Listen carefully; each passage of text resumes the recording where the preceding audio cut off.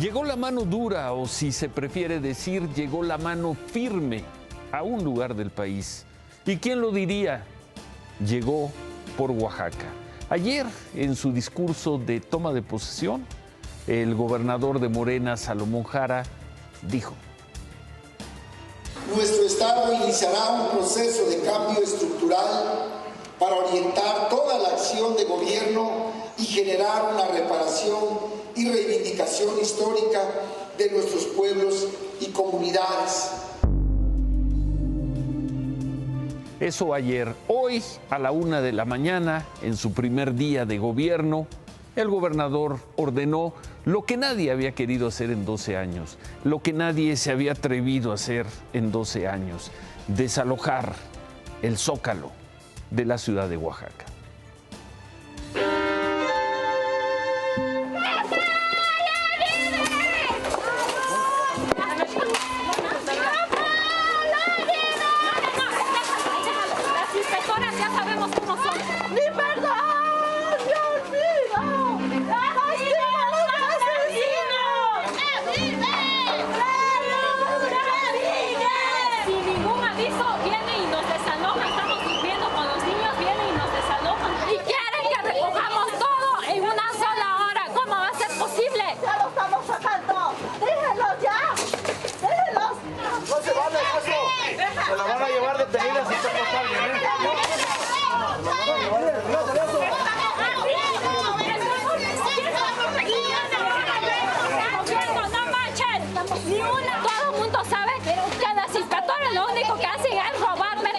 Comerciantes, puros corruptos.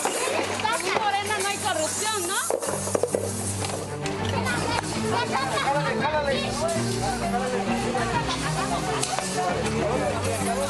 Y esta es la sorpresa que estamos llevando. Es una sorpresa para nosotros porque ningún gobierno, siendo gobierno del PRI que estuvo Alejandro Murat, no nos hizo eso.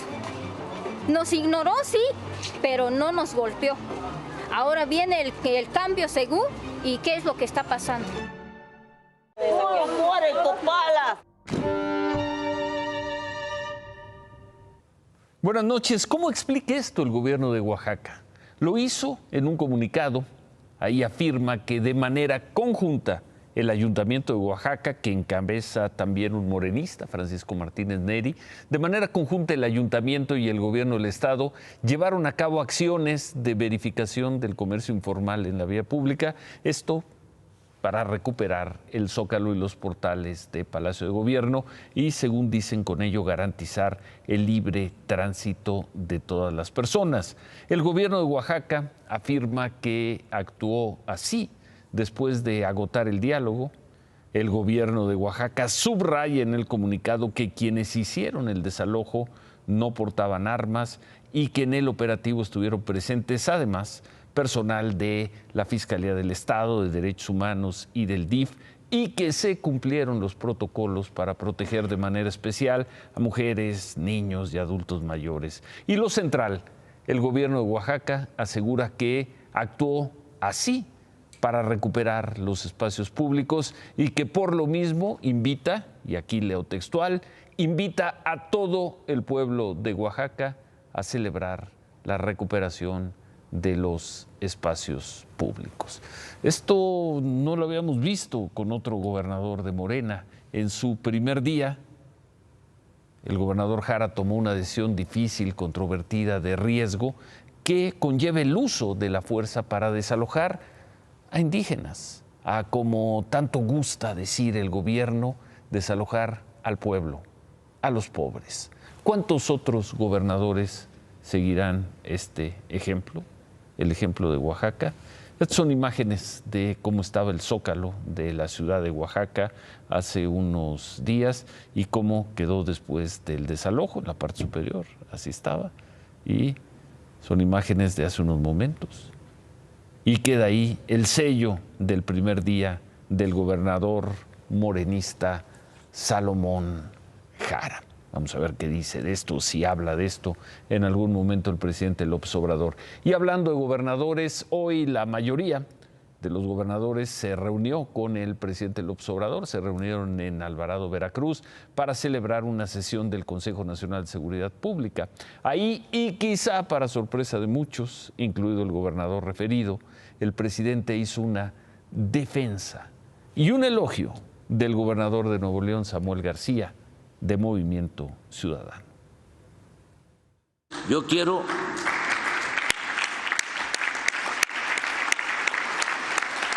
manifestar aquí mi apoyo al gobernador de Nuevo León, a Samuel García Sepúlveda, mi solidaridad porque está enfrentando una embestida que considero es de tinte partidista y no tiene que ver nada con la justicia.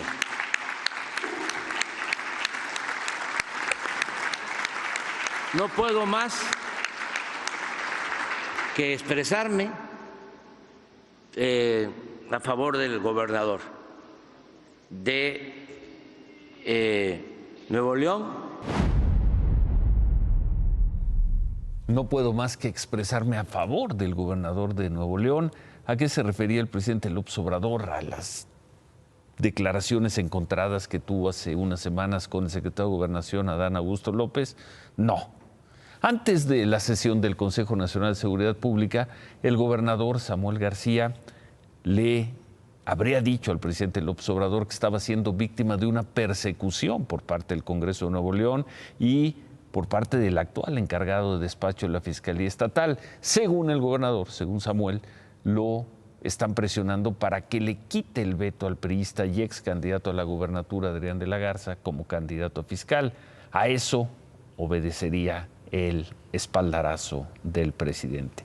En la sesión del Consejo Nacional de Seguridad Pública estuvieron presentes 29 de 32 gobernadores, estuvieron todos los gobernadores de Morena y aliados y pues casi todos los de la oposición.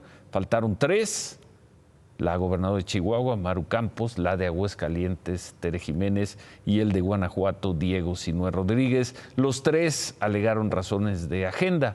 El de Guanajuato, por ejemplo, está de gira en Washington. Oportunísima gira en Washington.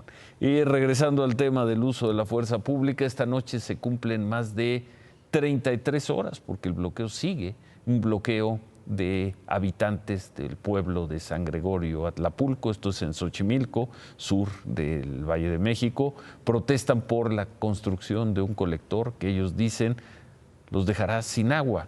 Quemaron llantas para bloquear la avenida Nuevo León y la avenida México que llevan al centro de Xochimilco. Por la tarde, policías de la Ciudad de México trataron de retirarlos, de retirar el bloqueo. Llegaron con equipos antimotines cerca del mediodía. Rodearon a unas 60 personas que eran las que estaban protestando y bloqueando, y esto hizo que llegaran más vecinos a reforzar el plantón y se dio un enfrentamiento con los policías.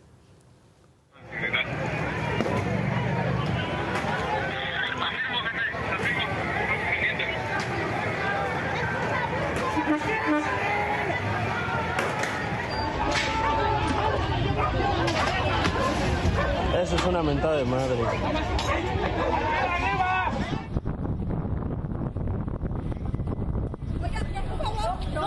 Para evitar más problemas, déjeme desde aquí nada más.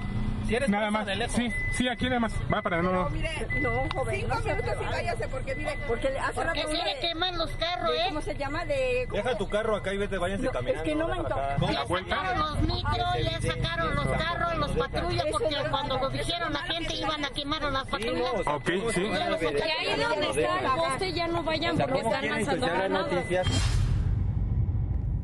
Aquí no hubo o no ha habido hasta el momento éxito para retirar este plantón. El gobierno de la Ciudad de México informó que las obras que están haciendo, las obras hidráulicas, fueron pedidas por los habitantes y comenzaron hace casi un mes. El alcalde morenista José Carlos Acosta aseguró que las protestas las encabezan personas que no son vecinas de ese lugar, de San Gregorio Atlapulco. Como sea, el bloqueo sigue. Y hablando también de uso, pues en este caso no de la fuerza, pero de una acción de autoridad, de un acto de autoridad. Hoy marinos y trabajadores del Aeropuerto Internacional de la Ciudad de México desalojaron a los trabajadores de Interjet que mantenían ocupados un edificio corporativo y un mostrador, esto en la Terminal 1. Estaban en huelga desde enero del año pasado. El aeropuerto explicó que el operativo fue para recuperar las instalaciones, que son propiedad federal y no de Interjet. Aclararon que no forman parte, estas acciones no forman parte de ningún embargo, que fue un operativo para recuperar espacios y, como se ve en las imágenes, un operativo tranquilo, pacífico.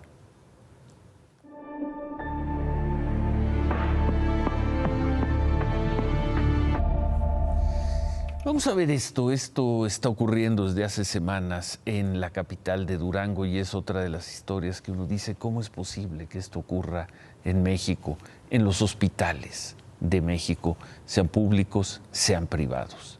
Desde principio de noviembre, hace unas 5 semanas, se detectó un brote de meningitis, que son provocado, al parecer, o al menos lo que se ha dicho, por hongos, y que en un mes han matado a 19 personas, la mayoría mujeres que estaban en estos 4 hospitales o que fueron estos 4 hospitales de Durango a dar a luz y terminaron muertas por meningitis. México, 2022.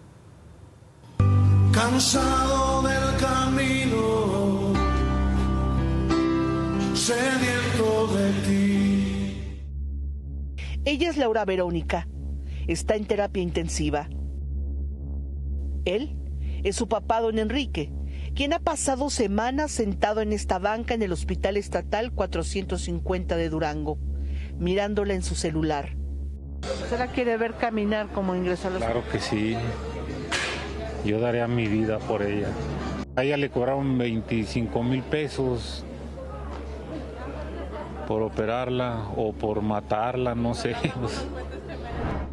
Está desgastado porque desde septiembre que operaron a Laura de la vesícula en el hospital privado del Parque, su hija ya no fue la misma. El 7 de noviembre los médicos que la atendían descubrieron que ahí, donde prometieron sanarla, contrajo meningitis y su pronóstico de vida hoy se escapa de sus manos. Y el doctor, el neurólogo, más que no recuerdo cómo se llama, el que está en la mañana, pues él es muy tierno para darnos el diagnóstico, ¿verdad? Solo nos dice que pues ya esto, pues que ya depende de Dios. Aquí en el Hospital 450 de Durango, además de Laura Verónica, hay 9 pacientes más en terapia intensiva. Todos ellos, casos de infección por meningitis provocada por un hongo. Lisbeth Jocelyn es otra de estas pacientes. Tiene 23 años y llegó aquí porque se sometió en agosto a una cesárea también en el Hospital Privado del Parque. Le han dado 2 infartos cerebrales, pero su familia confía en que saldrá para reunirse con su hijo que cumplirá 4 meses. A mí me sorprende que yo vaya y ponga una denuncia en la fiscalía por meningitis y venga personal de la fiscalía a ver a mi hija, a ver si tenían rastros de violencia. No sé si reír o llorar. Díganme ustedes si eso es indicio de que están haciendo algo. Para mí no están haciendo nada. A 10 minutos del Hospital 450 de Durango, donde se atiende a 49 de los pacientes confirmados con meningitis, está el Hospital del Iste. Ahí se reporta otra situación menos crítica para los pacientes. Es el caso de Carmen González, de 32 años, otra paciente que estuvo en el Hospital Privado del Parque. Ella ha respondido favorablemente al tratamiento. Dentro de todos los exámenes que nos han hecho han sido positivos, es decir, que no hemos tenido presentación de cosas de la enfermedad, que yo la veo a ella fuerte, la veo a ella que se puede levantar, que puede comer. El miércoles, el subsecretario de Salud, Hugo López-Gatell, junto con las autoridades estatales, informaron desde aquí, el Hospital 450, que se habilitaría todo un piso para atender los 68 casos de meningitis hasta ahora detectados y que serían trasladados para su mejor atención y tratamiento los pacientes de otros hospitales como del IMSS y del ISSSTE. Sin embargo, hasta esta noche esto no ha sucedido, ni tampoco los familiares de los pacientes en estos hospitales IMSS e ISSSTE han sido informados de cómo sería este procedimiento. ¿De qué tamaño es esta crisis? Un mes después, las autoridades de salud de Durango y las federales siguen tratando de saber qué pudo detonar este brote infeccioso.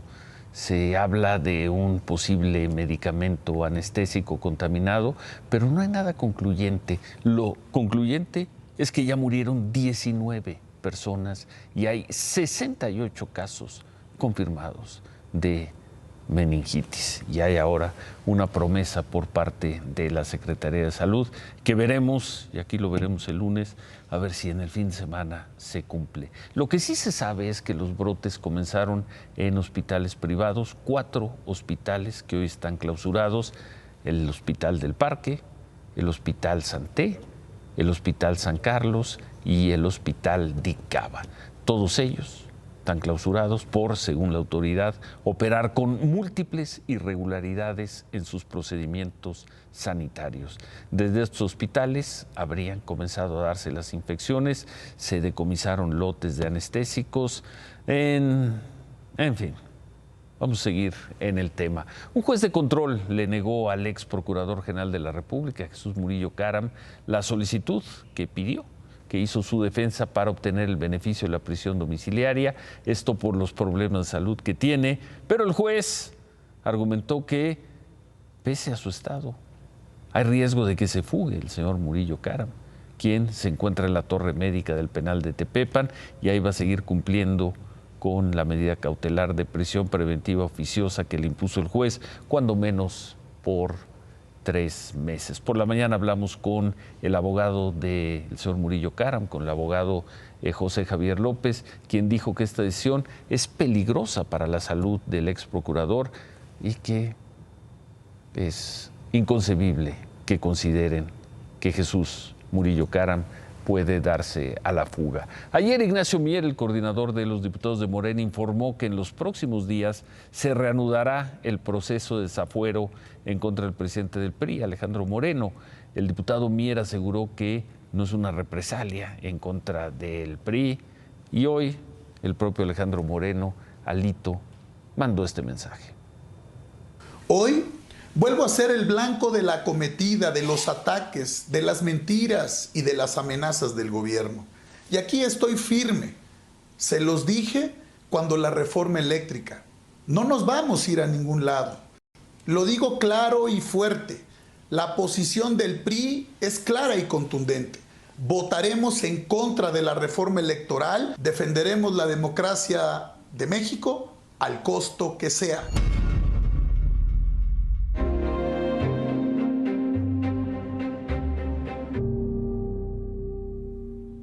Claudia, buenas noches. Ciro, buenas noches. Pues la Comisión de Quejas y Denuncias del Instituto Nacional Electoral determinó imponer medidas cautelares contra la jefa de gobierno de la Ciudad de México, contra Claudia Sheinbaum, por la campaña en bardas, lonas y en redes sociales a favor de ella. El INE consideró que estas manifestaciones son una estrategia atípica en la que se busca posicionar la idea de continuidad asociada a la jefa de gobierno, lo que podría llegar a constituir actos anticipados de campaña. Estas son las manifestaciones por las que hoy el INE dicta estas medidas. Pintas con la leyenda #esClaudia o para que siga la transformación. Y como hemos visto en las redes sociales, han aparecido en bardas no solo de la Ciudad de México, sino también de algunos otros estados, de algunas otras ciudades. Este tipo de manifestaciones es por lo que hoy el INE ordena a Claudia frenar esta campaña. Y por esto emitió las siguientes medidas. 1. le dio un plazo de 24 horas para deslindarse públicamente de este tipo de manifestaciones, y ese deslinde lo tiene que difundir en sus redes sociales y en la página del gobierno de la Ciudad de México. 2, debe solicitar a sus simpatizantes que se abstengan de realizar cualquier conducta que busque influir en el proceso electoral 2023-2024. Pero como vimos anoche, los simpatizantes de la jefa de gobierno la siguen apoyando y lo harán en lo que puedan, por lo menos hasta hoy así se ha visto. Por la mañana tú hablaste con Horacio Palencia, quien fue o es el compositor de la canción Ya Supéralo, de esta famosa canción de Grupo Firme. La que presentamos anoche. Exacto, que fue adaptada justamente con el título o bajo el título Ya Convéncete, a favor de Claudia Sheinbaum. Pues esto fue lo que reconoció contigo, precisamente contigo, Ciro. El punto que sí me gustaría dejar muy claro es que, para empezar, no es un plagio porque yo mismo hice la canción. Correcto. Y segundo, que tampoco cobré por hacer la canción. Es una adaptación que yo hice. La canción original la compuse yo junto con otro amigo que se llama Natán Galante. Sí.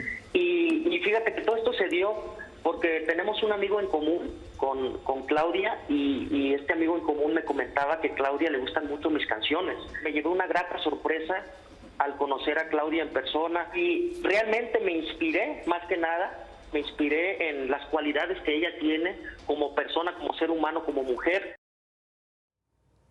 Bueno, pues si Claudia Sheinbaum le hace caso al INE, y vamos a ver si le hace caso, si mañana se deslinda y si ya no aparecen más de esos trabajos, pues personajes como este compositor, que hoy muy amablemente habló con nosotros, no podrán estarle ya produciendo nada.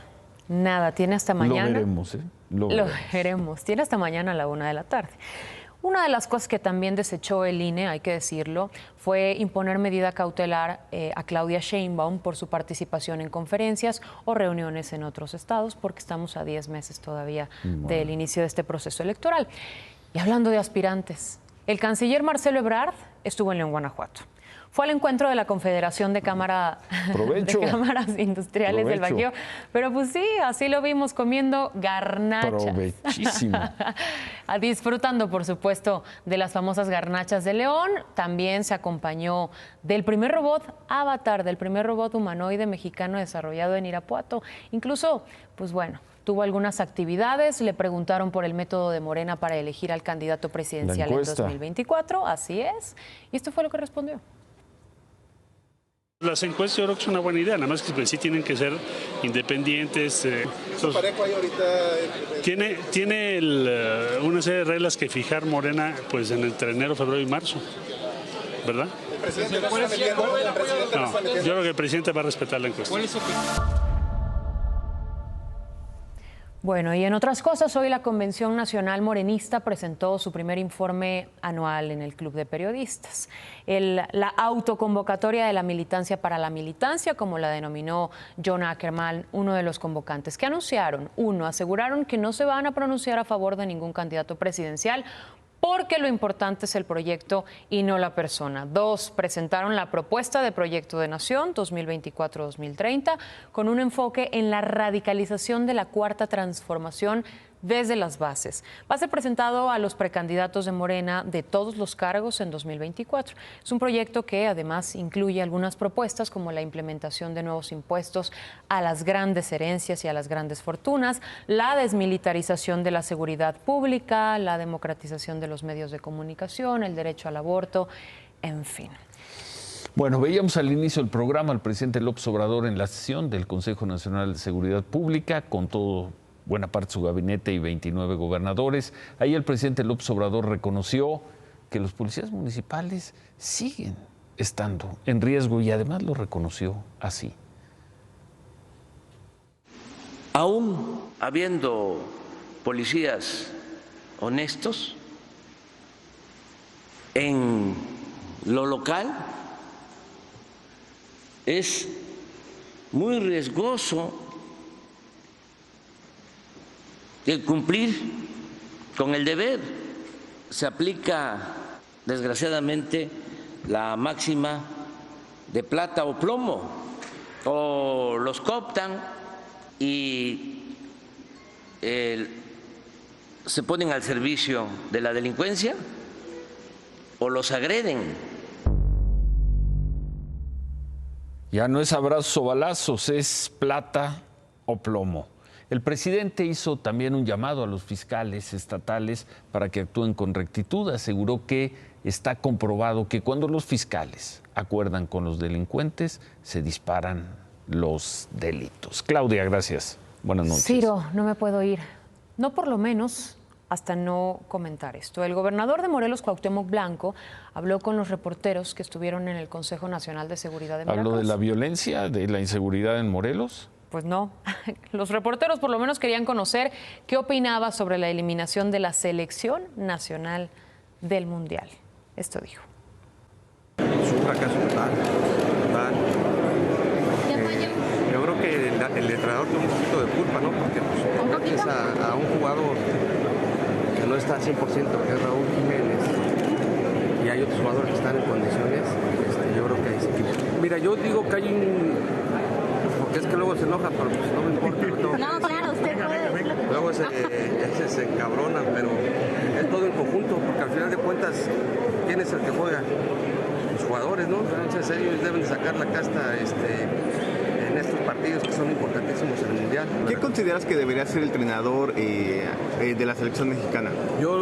A mí me gustaría que viniera Marcelo Bielsa. Gracias, Claudia. Buenas noches. Gracias. Hacemos una pausa. Regresamos con David Páramo.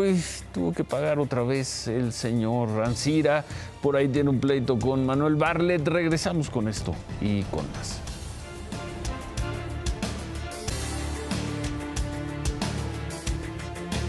Alonso Ancira, el accionista mayoritario, el dueño de Altos Hornos de México, cumplió hoy con otro pago de reparación a Pemex por $54 millones. Un pago establecido en un acuerdo reparatorio por el caso agronitrogenados. Es el segundo que hace y le faltarían por pagar $112 millones. En total estaría pagando $216 millones.